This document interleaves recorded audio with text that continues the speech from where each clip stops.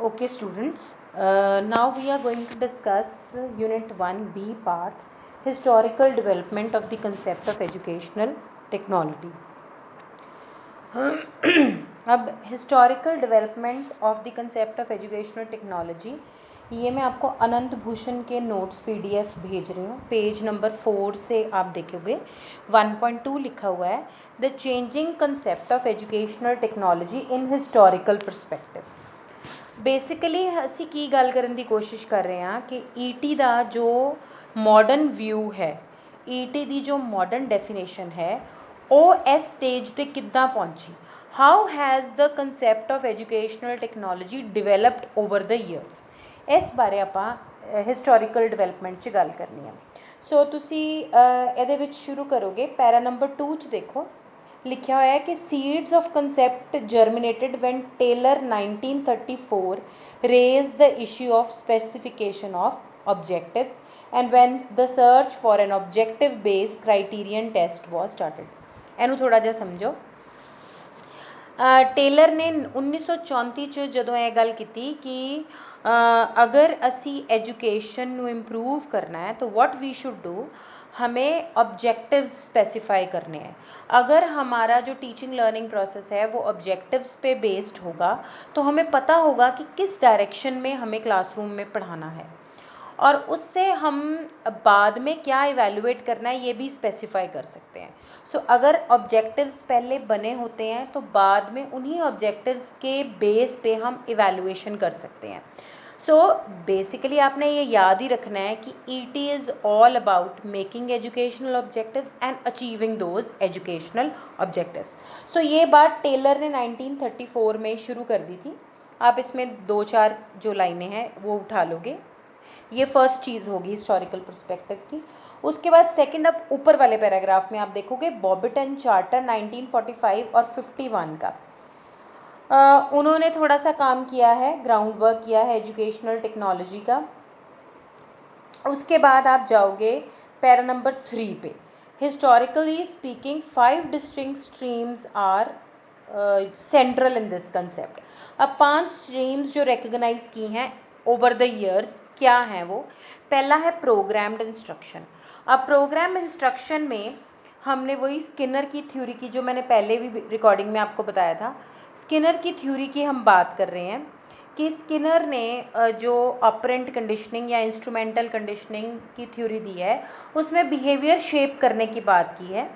मैं पूरी थ्योरी नहीं बता सकती, बट बेसिकली स्किनर ने क्या बोला था कि हम टास्क को स्मॉल स्टेप्स में जब बांटते हैं और हर स्टेप को हम रीइंफोर्स करते हैं, S1 stimulus 1 and then R1 then reinforcement, S2 अगला स्टेप किया इंडिविजुअल ने तो आपने उसको नेक्स्ट रीइंफोर्समेंट, तो एक चेन बन जाती है S1 R1 leading to S2 R2 S3 R3, और छोटे स्टेप्स में आप रीइंफोर्स करते जाते हो and then what happens, the individual is able to learn a complex task. So this is behavior shaping। इसी तरह से शेपिंग करी जाती है बिहेवियर की क्लासरूम में भी, शेपिंग का प्रिंसिपल जो स्किनर ने दिया। तो थोड़ा सा इसके बारे में आप बताओगे, ये टेबल बनाने की ज़रूरत नहीं है जो नीचे बना हुआ है। उसके बाद audio visual instruction. So next जो स्ट्रीम ईटी की आई, मतलब ईटी को प्रोग्राम इंस्ट्रक्शन भी माना गया शुरू में, ईटी को ऑडियो विजुअल एड्स यूज़ करना भी माना गया। मतलब अगर हम क्लास में चार्ट मॉडल्स पिक्चर्स नंबर 1 पे, नंबर 2 पे अगर हम projectors, film projectors, overhead projectors use कर रहे हैं, इनको यूज़ करना भी हमने एजुकेशनल टेक्नोलॉजी का कंसेप्ट ही माना है किसी स्टेज पे। थर्ड पे करिकुलम को डेवलप करना भी एजुकेशनल टेक्नोलॉजी का कंसेप्ट माना गया है। इसमें task analysis, network analysis, modification in the review of data, ये जो लिखा है 2-3 चीज़ें आप इसमें लिख दोगे। मतलब करिकुलम को पूरा एनालाइज करना, क्या पढ़ाना है, कैसे पढ़ाना है, और जो रिजल्ट्स पिछले आ रहे हैं, जो इवैल्यूएशन रिजल्ट्स आ रहे हैं, उनके बेस पे कैसे करिकुलम को इम्प्रूव करना है। और ये तीसरा कंसेप्ट ईटी का है जो माना गया है। उसके बाद चौथा जो स्ट्रीम है वो एजुकेशनल प्लानिंग ईटी में है कि it can be a planning as big as planning of education at the national level and it can be as small as planning a lesson plan, 40 minutes का lesson teacher plan करती है। तो ये जो सारी प्लानिंग चल रही है एजुकेशन की, इसको भी एजुकेशनल टेक्नोलॉजी माना गया किसी स्टेज पे। और फिफ्थ वाला है सिस्टम्स डेवलपमेंट। इसको थोड़ा सा आप समझिए। Systems development is modern concept of ET also. अब इसमें क्या है सिस्टम्स डेवलपमेंट में, just take the example of a solar system. Now what is solar system? It is sun and the 9 planets, ठीक है। और यहाँ आप अपनी बॉडी का रेस्पिरेटरी या सिस्टम या डाइजेस्टिव सिस्टम कोई भी मानिए। अब हो क्या रहा है, every organ is performing its function and that is leading to the entire system doing its function properly. For example, digestive system में the mouth and the food pipe and the stomach and the pancreas and all these organs, the large intestine, the small intestine, ये सबके काम है अपने अपने, और ये अपने काम जो है वो कर रहे हैं और पूरा सिस्टम जो है वो चल रहा है। अगर कभी आपकी डाइजेशन खराब हो जाती है, आप डॉक्टर के पास जाते हो, डॉक्टर ट्राइज टू लोकेट की प्रॉब्लम कहाँ पे है। उसी तरह से we consider education as a system जिसमें सारे जो इनपुट्स लग रहे हैं, जो मैंने पिछली आपको रिकॉर्डिंग में बताया, इनपुट प्रोसेस आउटपुट। अब इनपुट में टीचर की टीचिंग है, उसकी मेथड ऑफ टीचिंग है, उसके टीचिंग एड्स हैं, उसका कंटेंट है, उसकी डिलीवरी ऑफ द कंटेंट है, उसमें लाइब्रेरी का भी रोल है, एडमिनिस्ट्रेशन का भी रोल है। ये सारे इनपुट्स लग रहे हैं और रिजल्ट क्या आ रहा है कि लर्निंग हो रही है स्टूडेंट्स की। अगर अब लर्निंग के रिजल्ट्स अच्छे नहीं आते तो हम लोकेट करते हैं कि कौन से सिस्टम के कंपोनेंट ने अच्छे से फंक्शन नहीं किया, जो हमारे इवैल्यूएशन रिजल्ट्स ठीक नहीं आए। तो हम पिन पॉइंट कर सकते हैं। अगर हम एजुकेशन को एक सिस्टम बना लें, स्कूल को एक सिस्टम बना लें, तो हमें पता होगा कौन सा इनपुट क्या रोल प्ले कर रहा है, और जब हमारा आउटपुट में कोई प्रॉब्लम है तो वी कैन लोकेट कहाँ पे जो है मैल फंक्शनिंग हुई है, और उसके बेस पे हम अपने सिस्टम को इम्प्रूव कर सकते हैं। तो ये सिस्टम्स डेवलपमेंट था। थोड़ा सा आप इसमें सिल्वर्न की जो लिखी हुई है 1968, ये वाला जो आपने सेगमेंट है ये उठा लेना है। ज़्यादा बताने की ज़रूरत नहीं, इतना बड़ा, सिर्फ एक एक आपने हर एक में से 2-2 3-3 लाइन्स ही उठानी है, नहीं तो ये आंसर बहुत लंबा हो जाएगा। उसके बाद ये लिखने के बाद, मतलब आपने बॉबिट चार्टर टेलर का कंसेप्ट लिख लिया, 5 स्ट्रीम्स लिख दी, उसके बाद आप आ जाओगे 1.3 emergence of concept of educational technology. अब इसमें आप आ जाओ, लम्सडेन की कंट्रीब्यूशन है, लास्ट में लिखा हुआ है। लम्सडेन ने 1964 ने जो पिछली सारा ईटी का कंसेप्ट चल रहा था उसको कंसोलिडेट करने की कोशिश की है, and he has comed up with these types of educational technology or these streams of educational technology. He talks about educational technology 1, that is hardware, using all the hardware in education. अब मैं इसको सारा explain नहीं कर रही हूँ, आप hardware समझते हो, projectors, film projectors, radio, television, इसको यूज़ करना ईटी माना गया। एक चीज़ ये उसने बोली है। या एजुकेशनल टेक्नोलॉजी का सेकंड स्फीयर उसने सॉफ्टवेयर यूज़ करना, स्किनर 1962, गैगने 68, पार्क 69, इन्होंने कोई ना कोई, ये जो साइकोलॉजिस्ट हैं, इन्होंने कोई ना कोई लर्निंग की थ्योरीज दी हुई हैं, कुछ लर्निंग के प्रिंसिपल्स दिए हुए हैं। अब लर्निंग के प्रिंसिपल्स को यूज़ करना एजुकेशन में भी एजुकेशनल टेक्नोलॉजी, प्लीज़ इस चीज़ को समझो। मैंने पिछले भी उसमें रिकॉर्डिंग में आपको बोला है, अगर मैं फिजिक्स से उदाहरण मांग लेती हूँ लॉज ऑफ रिफ्लेक्शन और उनसे प्रोजेक्टर तैयार करके प्रोजेक्टर को यूज़ कर रही हूँ, तो वो भी एक एजुकेशनल टेक्नोलॉजी की अप्रोच है। दूसरा, अगर मैं साइकोलॉजी से लॉज ऑफ लर्निंग उधार मांग के उनको अपने क्लास में यूज़ कर लेती हूँ, that is also educational technology, but that is using software. ठीक है। सो आप ये दो कंसेप्ट ET1 ET2 दो लाइनें इसमें से उठा लोगे। तीसरे, अब इसमें पैराग्राफ में जाओ और एक जगह पे लिखा है थर्ड लाइन में, अनविन डी एंड मैकेलीज, इन्होंने जो ये पहले व्यू पॉइंट्स थे उनको क्रिटिसाइज किया है, और आपने देखना है कि ये एक स्टेटमेंट लिखी हुई है कि university is not simply it's building और grounds, nor is educational technology its manifestations. Educational technology may be just the knowledge and organization of resources that produce educational outcomes. Building materials, teaching machines may be manifestations of educational technology but are not educational technology. तो इन्होंने ये criticise किया है कि हम class में अच्छा सा LCD प्रोजेक्टर यूज़ कर लें, OHP यूज़ कर लें और बड़ा हाई फाई सिस्टम अपना क्लासरूम का स्मार्ट क्लासरूम बना लें, that will not be educational technology. Basically what is educational technology according to them, कि हम अपने नॉलेज को, अपने जो भी हमारे पास मिनिमम रिसोर्सेज है उनको इस ढंग से यूटिलाइज करें कि हमारे एजुकेशनल आउटकम्स जो हैं वो इम्प्रूव हों. Again this pin points input and output. वो इक्वेशन इनपुट प्रोसेस को इतना अच्छा इम्प्रूव करो कि आउटपुट जो है वो मैक्सिमम इंक्रीज हो सके. सो इसमें आप ये कंसेप्ट बता दोगे. नेक्स्ट आप चाहिए पेज जो है 8 के ऊपर. I am turning over. अब इसमें पहले 2 पैराग्राफ्स में कुछ नहीं लिखना, आप गैगने पे आ जाओगे. गैगने 1968. अब गैगने ने भी कुछ बताया कि एजुकेशनल टेक्नोलॉजी है वो इंस्ट्रक्शंस को डिज़ाइन करना है.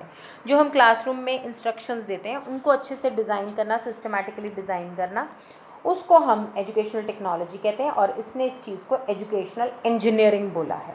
आके स्पॉल्डिंग का कंसेप्ट इतना ही लिखना है आपने, ज़्यादा नहीं लिखना. स्पॉल्डिंग 1972 पे जाइए. उसने भी ईटी के कंसेप्ट के लिए बोला है कि true technology of education includes entire process of setting of goals. फिर गोल्स बनाए आपने, the continuous renewal of curriculum, और अपने करिकुलम को साथ साथ में रिन्यू किया. अलग अलग स्ट्रैटेजीज़ जो हैं ऑल्टरनेटिव यूज़ किए, अलग अलग मटेरियल मेथडोलॉजीज़ यूज़ किए. फिर आपने अपने सिस्टम को इवैल्यूएट किया, जो रिजल्ट्स आए उनके लाइट में रीसेट किया अपने गोल्स को. तो अगेन वो सिस्टम अप्रोच वाली बात जो है इसने स्पॉल्डिंग ने बता दी है, ये आप लिख लोगे. अच्छा, पेज नंबर 9 पे देखिए आप. सिल्वर 1970 की कंट्रीब्यूशन है. इसने भी एजुकेशनल टेक्नोलॉजी के बारे में अपना व्यू दिया है कि ये बेसिकली रिसर्च करना है. Research, design, production, evaluation, support, supply, utilization. So development of instructional systems, components and management of that development in a systematic manner with the goal of solving instructional problems. So basically आपने क्या करना है, अपने instructional system को और उसके components को इस तरह से मैनेज और डेवलप करना है कि हमारी जो इंस्ट्रक्शंस में, एजुकेशन में जो प्रॉब्लम आ रही है, कंटेंट डिलीवरी में, क्लासरूम में जो प्रॉब्लम्स आ रही हैं उनको हमने सिस्टमैटिकली सॉल्व करना है. ये व्यू सिल्वर का आपने लिख लेना है. फिर लास्ट में आइए, इसमें पैरा नंबर जो थर्ड कह लीजिए, एरिक्सन 1969-60 ब्रैकेट में लिखा हुआ है. अब इसने क्या कहा है, इसने बहुत ही कॉम्प्रीहेंसिव डिस्क्रिप्शन दी है ईटी की. He says कि ET क्या है, basically social planning and is concerned essentially with qualitative and quantitative design of communities entire education system, educational planning. So जो वो लम्सडेन ने एजुकेशनल प्लानिंग के बारे में बोला था वही इसने एरिक्सन ने बोला है. ये व्यू पॉइंट भी आप लिखोगे. So please be very very brief. आप इसका एक टाइमलाइन सा बना लो. जैसे ये लिखा हुआ है, टाइमलाइन भी मत बनाओ, जैसे ये लिखा है उसी ढंग से आप अपने ईयर्स डाल के नेम्स लिख लो और उनकी सिग्निफिकेंट. जैसे फॉर एग्जांपल आप लिख दोगे Erikson 1969-60 he talked about educational planning, इस तरह से. यहाँ आपने सिल्वर का लिखना है, Silver 1970 he talked about educational technology as being development of instructional systems and management of this development, ताकि एजुकेशनल गोल्स अचीव हो सकें. सो इस तरह से आप अपना ये वाला जो क्वेश्चन है ये थोड़ा सा लर्न करना मुश्किल लगता है क्योंकि इसमें थोड़ा मेमोराइज करना है, रट्टा लगाना है आपने. तो आप अगर आप एक पेपर के ऊपर ईयर्स और नेम ऑफ द एजुकेशनिस्ट और उसकी कॉन्ट्रीब्यूशन ऐसे कॉलम्स बना लो आप. स्टार्टिंग फ्रॉम टेलर 1934, बॉबिटन चार्टर, इस तरह से नेम्स लिखी जाओ, ईयर्स लिखी जाओ और क्या क्या बात जो है उन्होंने कही है उसके बारे में, जो कंसेप्ट ईटी का दिया उसके बारे में लिख लो. Okay, now we come to a unified definition of ET 1.4 में. देखो पेज नंबर 9 में अनविन एंड मैककेलीज ने फिर अल्टीमेटली 5 ये टाइप्स भी हैं. अब आपके यूनिट 1 के बी पार्ट में आपको हिस्टोरिकल पर्सपेक्टिव भी बोला हुआ है और आपको टाइप्स भी बोली हूँ. ये टाइप्स में भी जाएगा, अगर टाइप्स अलग से आ जाती हैं तो ये लिखना है आपने. अदरवाइज हिस्टोरिकल डेवलपमेंट जब आप कर रहे हो, historical development of concept of ET, तो उसमें भी आपने लिखना है. अनविन एंड मैकेलीज ने 1978 में 5 जो हैं डिस्टिंक्ट स्ट्रीम्स बताई हैं एजुकेशनल टेक्नोलॉजी की. पहला है एजुकेशनल साइको टेक्नोलॉजी 1 जो आपको बताया हुआ. I am not explaining it again. ये वही है कि लर्निंग की या बिहेवियरल साइंसेज की यूज़ कर रहे हैं हम, सोशियोलॉजी और साइकोलॉजी के प्रिंसिपल्स को हम एजुकेशन में यूज़ कर रहे हैं, तो ये साइको टेक्नोलॉजी आ गई। एजुकेशनल टेक्नोलॉजी 2 में उसने कम्युनिकेशन टेक्नोलॉजी की बात की है। अब ये 1 के साथ ही रिलेटेड है, मतलब 1 से यानी लर्निंग की थ्योरी से मान लीजिए आपने प्रिंसिपल्स ऑफ लर्निंग लिए हैं या लॉज ऑफ लर्निंग लिए हैं, उनके बेस पे आप अपने जो इंस्ट्रक्शंस हैं उनको प्लान आउट कर रहे हो, तो वो कैसे आप कम्युनिकेट करोगे अपने कंटेंट को क्लास में, ये कम्युनिकेशन टेक्नोलॉजी होगी।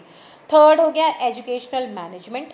इसमें हमने सब रिसोर्सेज, क्योंकि देखिए हमारे पास लिमिटेड ह्यूमन रिसोर्सेज है, मटेरियल रिसोर्सेज है, इनको हमें जुडिशियसली वाइजली यूज़ करना है, तो फिर इसमें आप planning, programming, budgeting, management decisions, ये सारे आप एजुकेशनल टेक्नोलॉजी में, मैनेजमेंट टेक्नोलॉजी में लिखोगे। उसके बाद आप आ जाइए सिस्टम टेक्नोलॉजी के ऊपर। ये वही सिस्टम्स अप्रोच है कि हम एजुकेशनल सिस्टम जो है वो प्रोड्यूस करेंगे, स्कूल को एक सिस्टम मानेंगे और उस सिस्टम को प्रॉपरली प्लान, डिज़ाइन, कंस्ट्रक्ट और इवेलुएट करेंगे, जो मैं पहले आपको सिस्टम्स अप्रोच बता चुकी हूँ। फिफ्थ में educational planning technology, again I have told you it in the previous pages. Planning it will be from the national level to the classroom level, जो भी एजुकेशन की प्लानिंग हो रही है इसको हम इसमें इंक्लूड करेंगे, ठीक है जी। तो आप ये 5 स्ट्रीम्स बताओगे and we end up with giving a unified approach of educational technology और unified definition of educational technology. यानी हम 34 से 1934 से शुरू करते हुए अब ये अनविन और मैकेलेज की 78 वाली डेफिनेशन पे आ जाते हैं। ये एक यूनिफाइड डेफिनेशन है एजुकेशनल टेक्नोलॉजी की। Educational technology is an area of study and practice, ये देखिए पेज नंबर 11 पे लिखा है। एक एरिया है स्टडी और प्रैक्टिस का, यानी इसमें थ्योरी भी है और प्रैक्टिकल भी है ना, इसलिए within education concerned with all aspects of the organisation of educational system and procedures whereby resources are allocated to achieve specified and potentially replicable educational outcomes। ये definition है according to Unwin and Macaulay। वो क्या कह रहे हैं, educational technology एक ऐसा area है स्टडी और प्रैक्टिस का जिसमें हम सारे एजुकेशनल सिस्टम के जो कंपोनेंट्स हैं उनके साथ हम अपने आप को कंसर्न करते हैं कि एजुकेशन के सिस्टम में क्या क्या यूज़ हो रहा है, कौन से कंपोनेंट्स लग रहे हैं, क्या क्या प्रोसीजर यूज़ हो रहा है, जिससे हम अपने रिसोर्सेज को जुडिशियली एलोकेट करेंगे, यूज़ करेंगे, ताकि हमारे पास अचीवमेंट के रूप में specified and potentially replicable educational outcomes आ सकें। यानी वही दोबारा से it is basically using your input systematically so that you get output which you desire. आप जो डिज़ायर करते हो कि एजुकेशनल आउटकम्स आएँ, जो बच्चे लर्न करें, जो उनके बिहेवियरल शेपिंग हो, जो बिहेवियरल चेंजेस, मॉडिफिकेशन हो, वो आ जाए, तो ये सब करना जो है वो एजुकेशनल टेक्नोलॉजी, आपको ये लर्न करनी पड़ेगी डेफिनेशन। और रेप्लिकेबल का यहाँ पे मतलब है कि जो भी हम एजुकेशनल टेक्नोलॉजी में सिस्टम या हार्डवेयर या सॉफ्टवेयर या थ्योरी जो भी हम बना रहे हैं वो बेसिकली हम उसको बार बार यूज़ कर सकते हैं और अपने रिजल्ट्स के आधार पे उसको इम्प्रूव कर सकते हैं। तो it's basically replicable educational outcomes. मैं आपको फिर से एक्सप्लेन करती हूँ with an example. For example हमारे पास एजुकेशन, जैसे मैंने आपको माइक्रो टीचिंग की वो भेजी हैं स्किल्स, अब वो एजुकेशनल टेक्नोलॉजी का पार्ट है। अब मैंने कोई भी स्किल आपको भेजी है, उसको डिफ़ाइन किया है, उसको बताया कैसे प्रैक्टिस करनी है। अब देखिए अगर हम वही प्रोसीजर उस स्किल के लिए बार बार हर साल यूज़ करते हैं तो बार बार हम बच्चों की वो स्किल्स इम्प्रूव कर सकते हैं। उस सेंस में ईटी में जो भी हम डिज़ाइन करेंगे, प्रोड्यूस करेंगे, उससे हम रेप्लिकेबल एजुकेशनल आउटकम्स जो हैं वो अचीव कर सकते हैं। सो ये है अनविन और मैकेलीज की definition and you can just give the conclusion which is given in the last para and this finishes the historical perspective as well as the types of educational technology. Okay beta, this is enough for this content. अब आप इसको सुनिए और जो नहीं समझ आएगा वो मुझसे पूछिए।